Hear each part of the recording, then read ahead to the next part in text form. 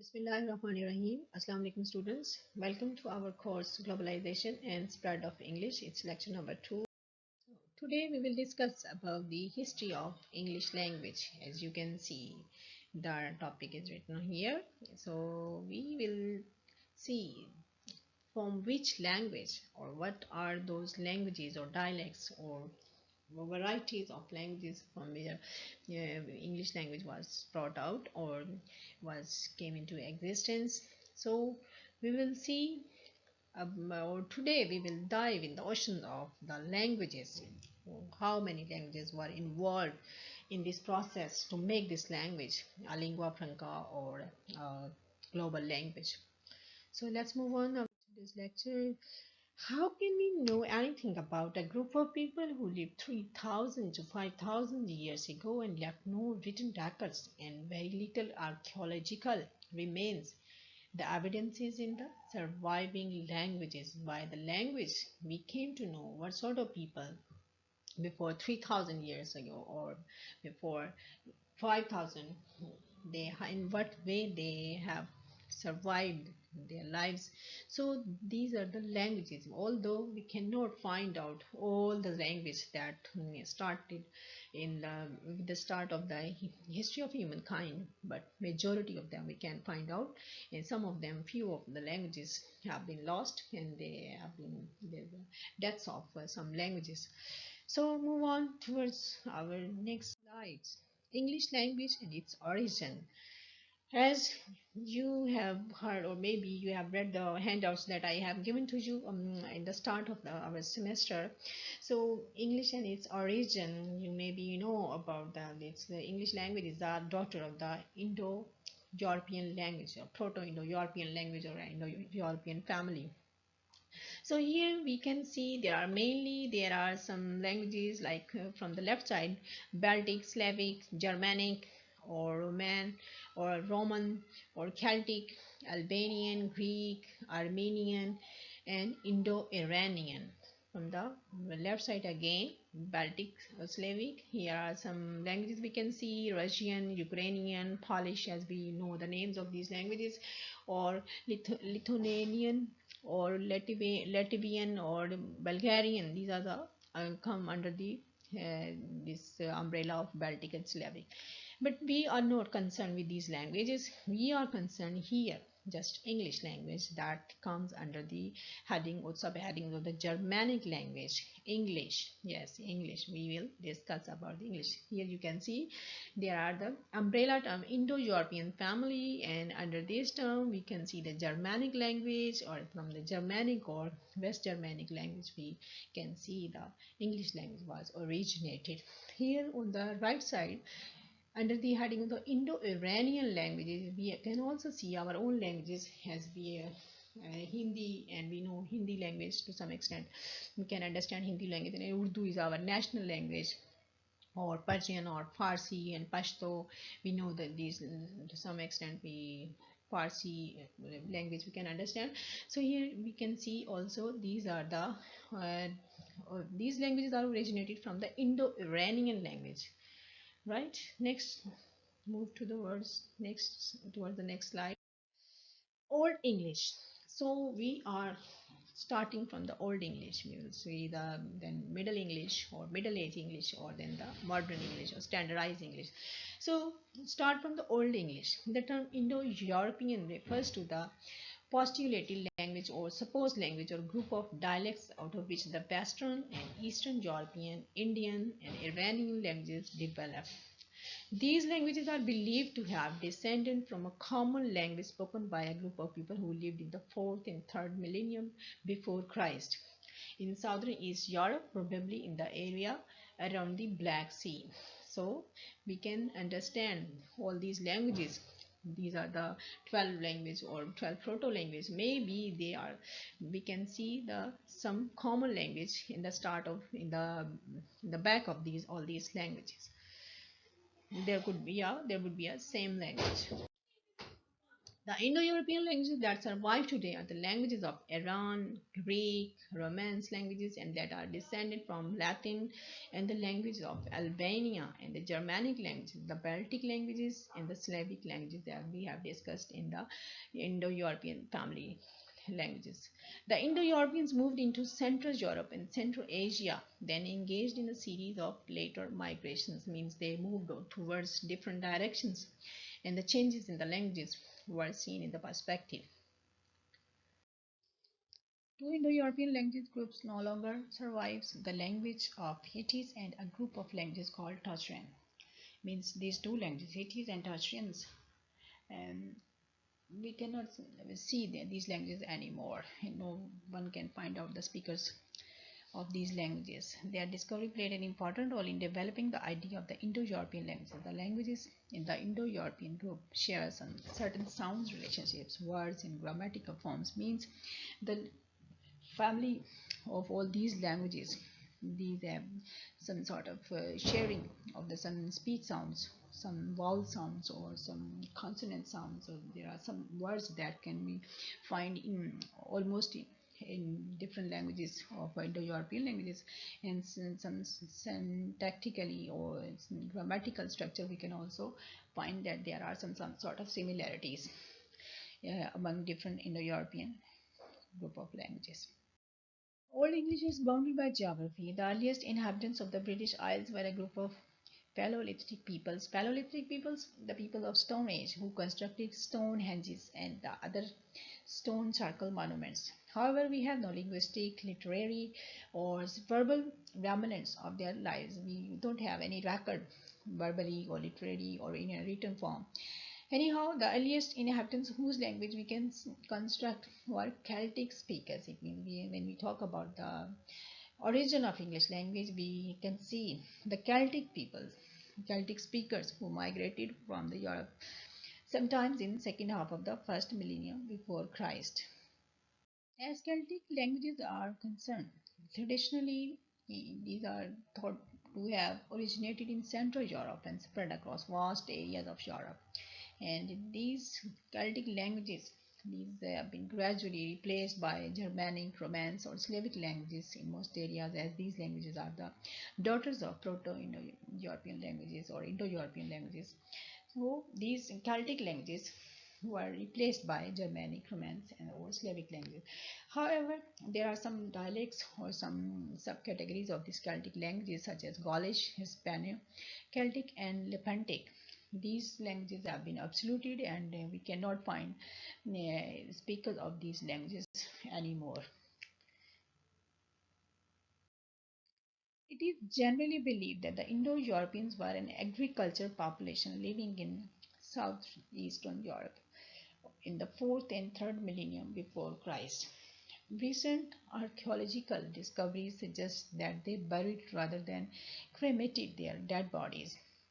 Means what sort of vocabulary we can find out, we can understand their lifestyles or their culture also with the by these words or by these vocabulary or by these wording we can understand what sort of lives they used to live over there in those in that period. This is important from a linguistic standpoint of view because one of the key words of burial, sepulchre, must descended from a group who buried their dead. Means the people of those areas, they buried their dead bodies rather than cremated. And cremated, what is the meaning of cremated? Cremated means as a Hindu do with their dead bodies, they burn their dead bodies into ashes. So here we can say the people of Proto-Indo-European or Indo-Iranian, sorry, Indo-European, they buried their dead bodies. Means we can know, understand their lifestyles also by these words. Interesting to note that almost all of these languages have similar sounding words for snow, as the Indo-Europeans came from an area where they experienced snow. Similar words for beach, tree, that also mean book or letter, lead us to believe that these people may have written on beech bark also. Beech bark is a disease of uh, trees which causes defects in beech trees in United States and Canada and Europe, etc. We can find out these words. So Where we can find these words, it means some similar words have been used by the different languages of Indo-European language. Other words shared among languages descended from Indo-European include corn, wolf, bear, yolk, and honey or meat, indicate that some Europeans' geographical and cultural perspectives means what sort of these words we can understand their lifestyle, their occupations, or their, their what sort of activities they have at that time, that particular time when they were using these words in their writings or in their spoken form also.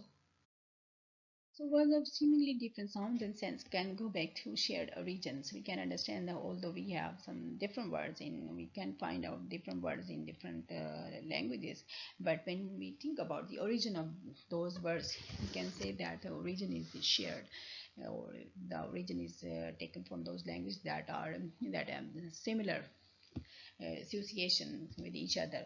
Broadly speaking, the surviving Indo-European languages can be classified in two groups defined by geography, eastern and western branches. These are distinguished for practical purpose by the representation of the words for 100. For example, see the example. The western languages that descended from Indo-European are so-called centum languages. Centum is the Latin word for 100, and all these languages have a word for that number closely related to centum. Whereas the Eastern languages are so-called Satem language. Satem is the old Persian or a Western word for 100. It means Western languages are called Centum language or Eastern languages are called Satem language. So move on. Our next concept, the Anglo-Saxon speaker of Old English. Who were the Anglo-Saxon people of Old English? Actually, these are the earlier historical form of English. People refers to Germanic culture that inhabited in Britain from I think 5th centuries onward.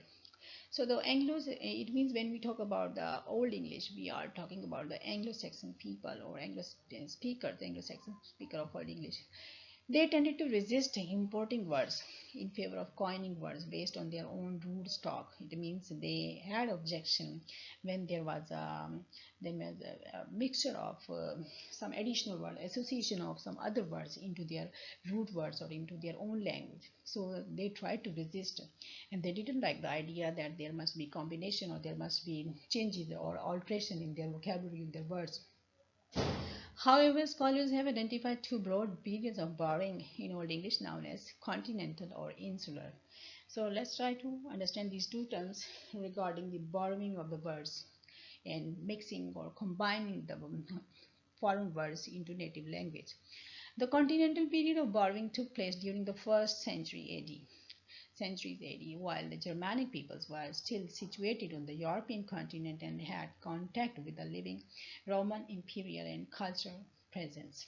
So we were discussing about the Germanic people, from Celtic to Germanic people or Old English or Anglo-Saxon people. And this is called the continental period, when the first century, during the first century, Germanic people were living over there in the European continent. So after a continental period of borrowing, it means we are talking about the borrowing of the words, borrowing of the foreign words in native languages. So instead of period of borrowing, by the time Anglo-Saxon came into the British Isles, the Roman Empire had been Christian for about a century and a half, and they wanted to convert the people into Christianity.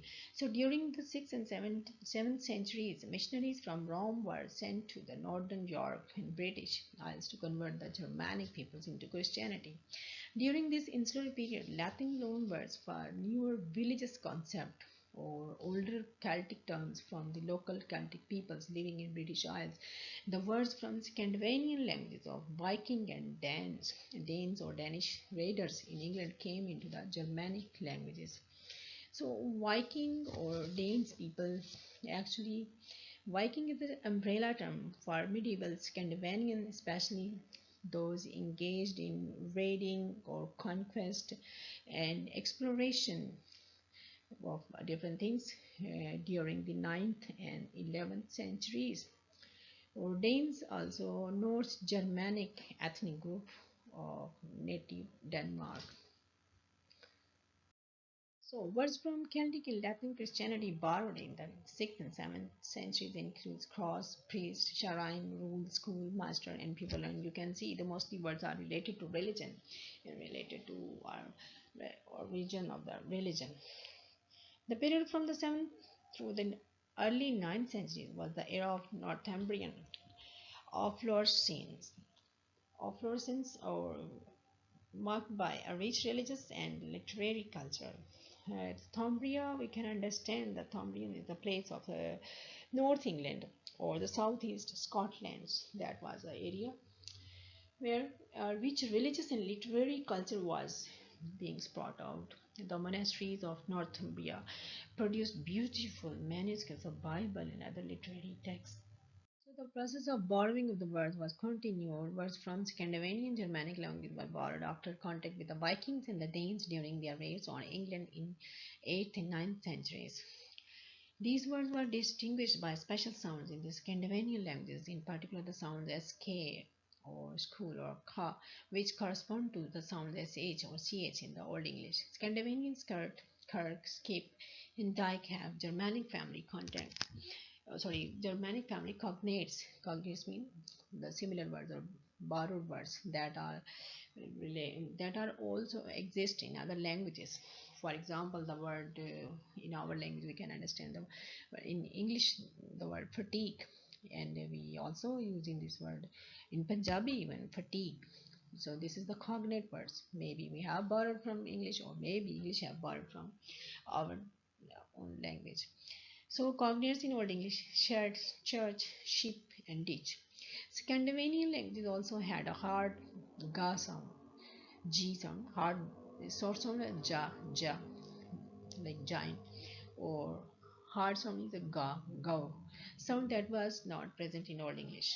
So this ga sound is, we can say we got this ga sound from the Scandinavian language of Indo-European language.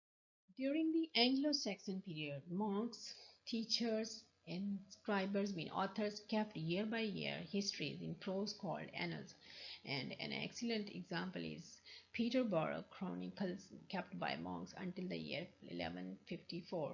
During the late Old English and early Middle English period, certain words permanently metaphysized, means permanently changed their sounds, like bird, so like sorry breed into bird. Firstly there was a word breed, and it was changed, permanently changed bird. We also using this word in nowadays. Next is axiom. Axiom words was changed into ask, or thar, or it was changed to throw, or beard, the bright. These words also changed, and these are currently we also using these words. So we have discussed the influence of the Scandinavian languages or Germanic languages and Viking and Danes language on the system of sounds in Old English.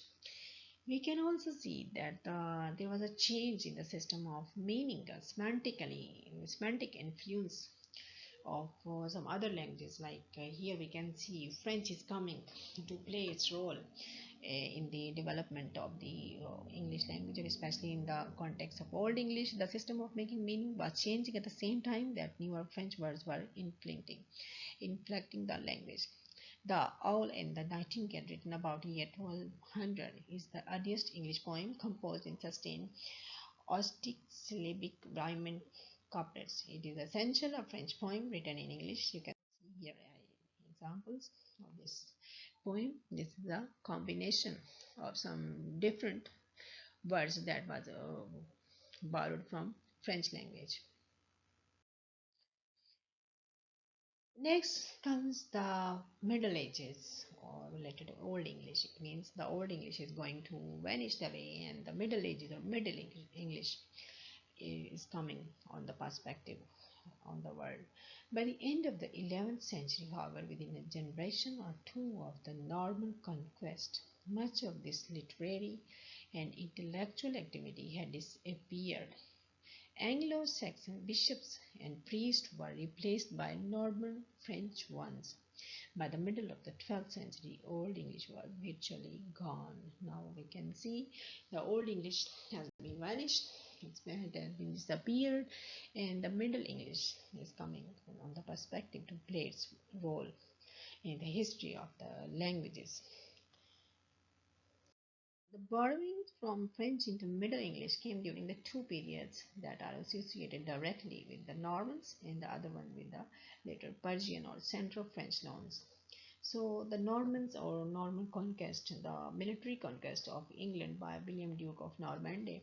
So has greater influence on the borrowing of the French words into Middle English. So the Norman French loans came in the 11th to 12th centuries from the original group of the conquerors, their families and their lineal descendants, their children. They survived over there. They dominated, or they were the people of the dominant community, or so that's why they have influence. And so when the people are in the power, their wording, their vocabulary, their lifestyle, each and everything is liked by the common people. So there was a change, and there was a continuous process of borrowing of the words from the Norman people by the localities or by the native people. So both religious terms such as prophet, saint, Baptist, miracle, paradise, and sacrament, and words of social and political control such as prince, dame, master, court, rent, poor, rich, prison, crown, purple, and proof entered in the English language, not we are talking about the Old English language, the Middle English language or Middle Age. So from religious and from politics, from these two domains are, of course, these two domains are of the power and control. So these are they have effective influence on the lives of the people of the native areas. So we can see terms from architecture also came into the language, in particular the word castle.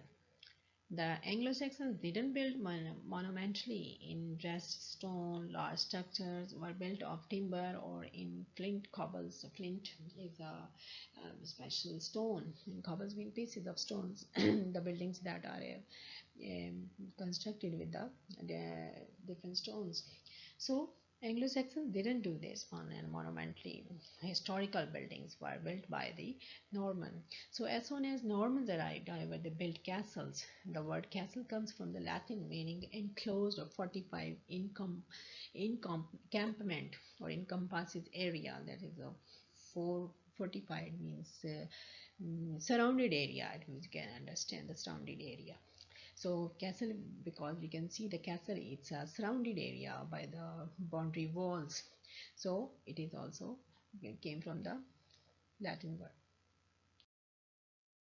So after the Norman conquest, which was the first wave of the speakers who came with the Norman conquest, the second wave of the speaker came to the British Isles, bringing with them what is known as Centro-Persian French. So here we can see the French is coming to the on the perspective to play its vital role in among different languages. It was about the 13th and 14th century. So we can see here the words Normans, Northmen were originally a Germanic people from Scandinavia.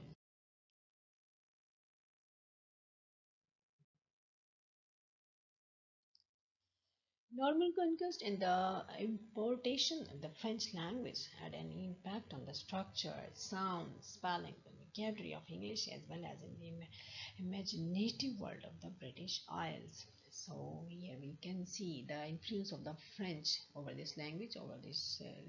We are at the stage of we are talking about the Middle English or Middle Age English. Latin was the language of the church and of the intellectual and philosophical inquiry. French was the language of the court, as we have discussed earlier, court and government and high culture, and while English belonged to the street in the form, the language of personal expressions and intimate communication. In formal settings, English was being used, but in formal setting or the prestigious language were over there French.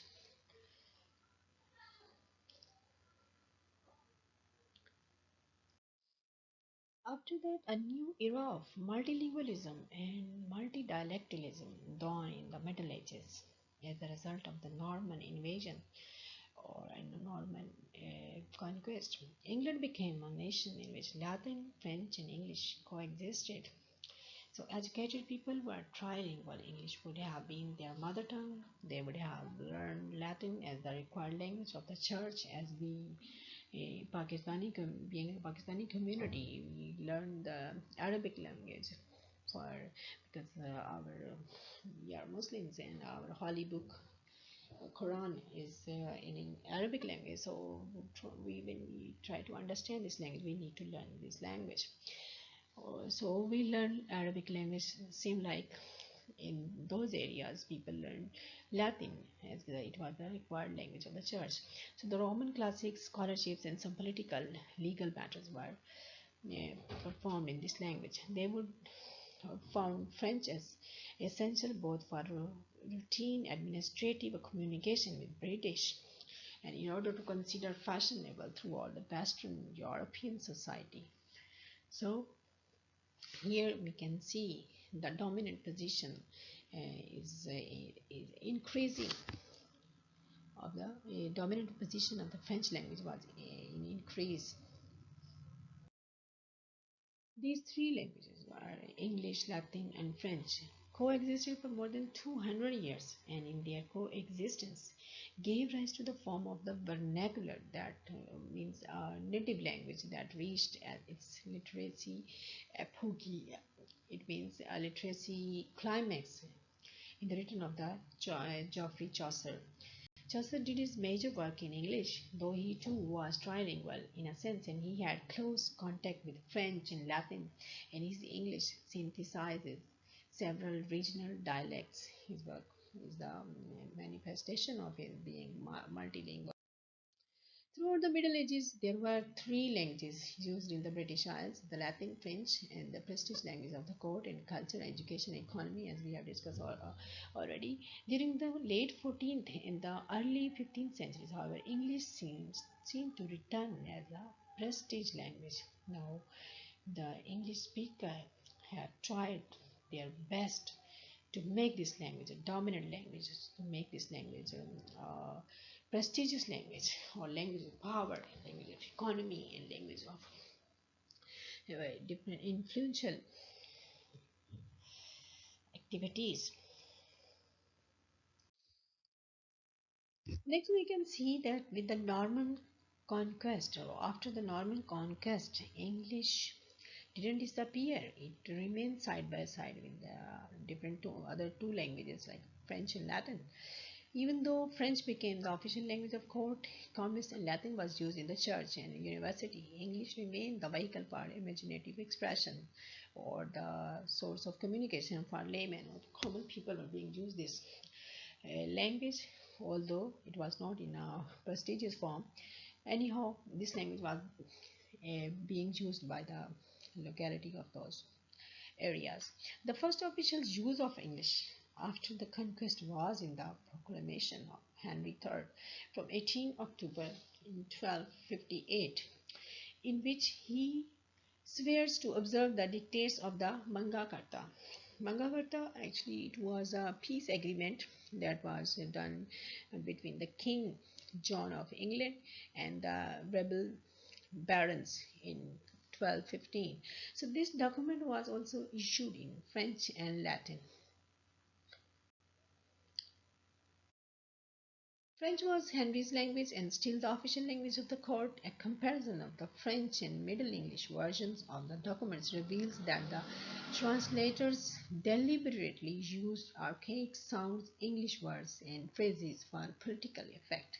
Means English speakers were trying to bring their language on the top, and they were trying to use those words especially for political effect to make the language as dominant. Parliament was not addressed in English until 1362, and even after the time, the records of speeches were still kept in French. We know that some people spoke in English because certain speeches were introduced in the rotary parliamentarian, the rules of parliament, with the phrase Monstre and Anglois announced in English. At the end of the 14th century and the beginning of the 15th century, English came to predominate as the official language of record. By 1423, Parliament's records were kept virtually all in English, and it is the conquer of the English speakers, or it is the great success of the Middle English. We are talking about the Middle English in the 15th century. Henry V established English as an official language. In 15th century, we can also see the decline of French and Latin languages as the prestige of English rose. French underwent a decline, and by the early 1490s, the printer William Caxton could write that the greatest number of people in the realm of England understood neither Latin nor French. There was a growing body of evidence that by the end of the 15th century, French became less and less the language of culture and social prestige, and English was becoming the dominant language. With the decline of French and Latin, there was the emergence of modern English. Modern English began in the late 15th century with the introduction of the printing press to London, so spelling and grammar became fixed, and the dialect of London became the standard. In 1604, first English dictionary, Robert Cordray, and Corday's table, alphabetical way, 1800 to present, and the main difference between early modern English and the late modern English is vocabulary. Printing did not create or increase national literacy overnight. Printing did not democratize literacy across class boundaries. Early printed books were expensive and did not appear in large quantities and were designed for a leadership of clerks and gentlemen. And those were the printed version of the books were being expensive. Those were beyond the access of laymen or common people were not able to buy those or to get access to those versions, printed versions. Printed books at the first looked no different from manuscripts. The typefaces were based on handwriting. It seems to me that they were written by hands. There was no difference between the printing version or handwriting version. As the Middle Ages progressed, we find English gradually making inroads into domains of discourse which had previously been specific for Latin or French. By the 16th century, trilingualism was restricted to specialized, chiefly legal elite, but even in Shakespeare's time and beyond, it was routine to speak Latin in school, and London was already a multilingual city containing many speakers of Dutch, French, Spanish, Italian, Hebrew, and other languages. The East Midlands, taking this to include the London area, proves to be a special significance of the later history of English, as it is the region which had greatest influence on the evaluation in the history of English language. The period in which Chaucer wrote Middle English illustrates an age when all accents and dialects were equal. The written language permitted the use of a wide range of variant forms, each of which was acceptable. One person may not have liked the way other people spoke or wrote. That is a character note for the human race, but there were no suggestion that they were somehow incorrect. As a result of doing so, Middle English is the only period in the history of English when we can see regional variation reflected in the written language so widely and so unself-consciously. Next, turn to the Standard English or British English. Standard English, when we talk about during the Middle Ages, the southeast of England, in particular the triangular area with focal points in London, Oxford, and Cambridge, became a region of special social and economic influence. Social changes had a linguistic sequel.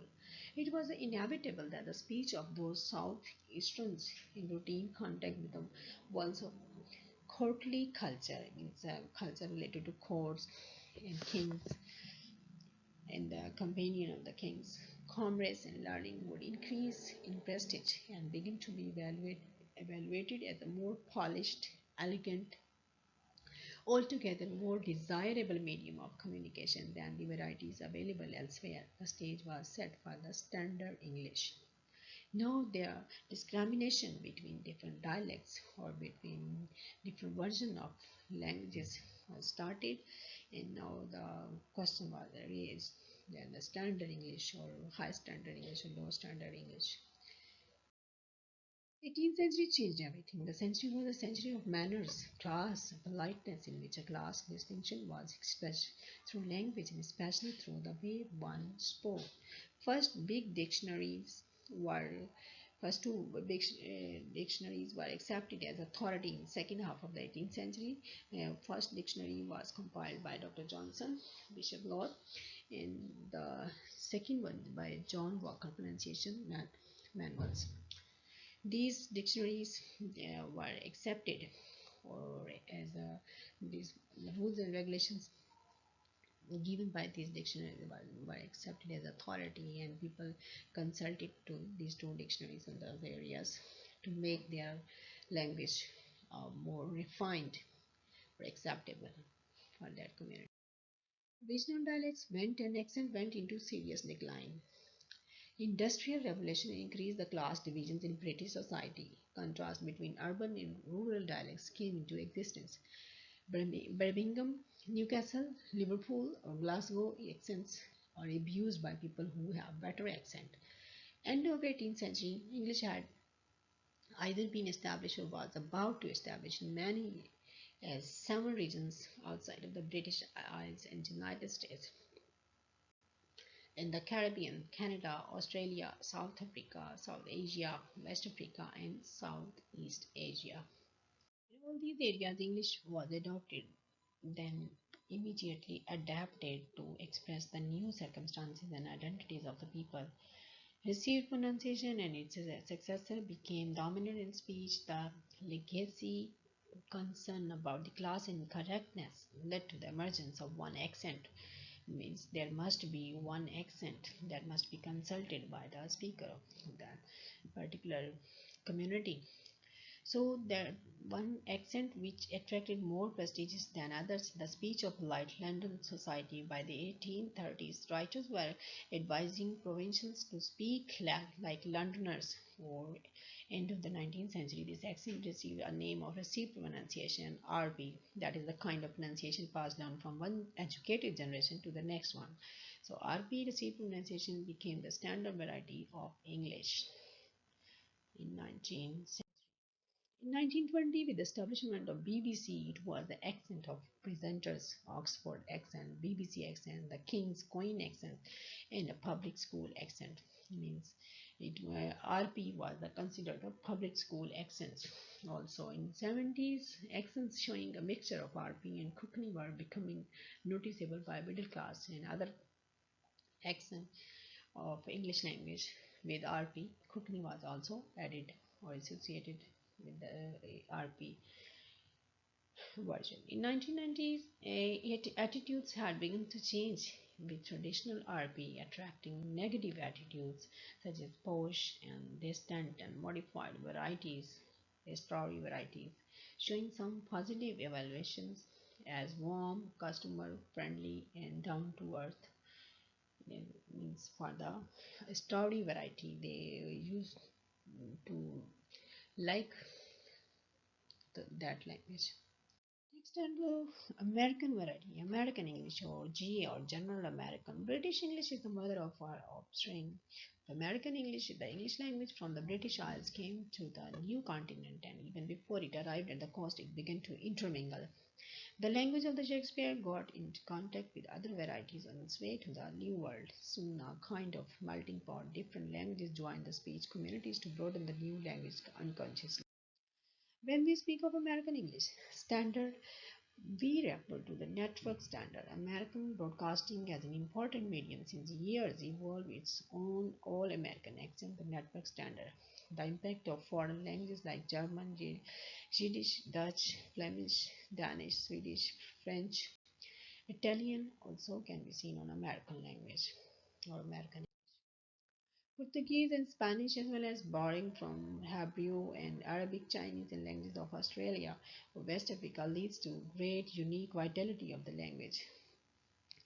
Nearly 80% of American English vocabulary is foreign born, and it also shows the flexibility or less rigidity as compared to British accent or RP, received pronunciation.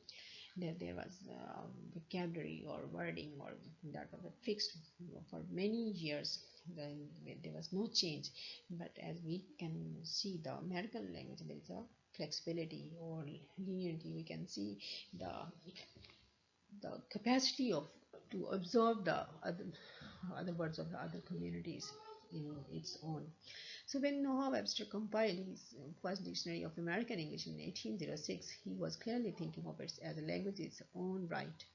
Successive addition of the dictionary gave proof that the gap between British and American English was widening. Languages are constantly changing, and English is no exception. But in the case of American English, mass immigration speeded up the pace of change. As a result of immigration, a lot of people, a lot of immigrants caused the change of this American English. The British, over the centuries, spread English across the world by colonization. America has spread it even more effectively and quickly by different means. What are those means? Who in the world has not heard of Coca-Cola, McDonald's, IBM, General Motors, or Microsoft and Boeing, etc.? These words are introduced by the American English, and it has used its media, it has used the internet or computer and the modern devices to make this language popular among the other speakers of the other languages. It is clear that American industries have made their own forms of conquest. The state of American dollar influences all the money markets of the world. United States foreign policy affects many other countries, both near and along with all these economic and political power, there is also unequal power of all fields of communication, information, and entertainment. No other country has played a greater part in the development of the computer. America leads the world in the design and manufacture of hardware and the development and the production of the software. UNESCO figures show that 94% of the internet communication are in English, and mostly they are in American English. This is the end of our today's lecture.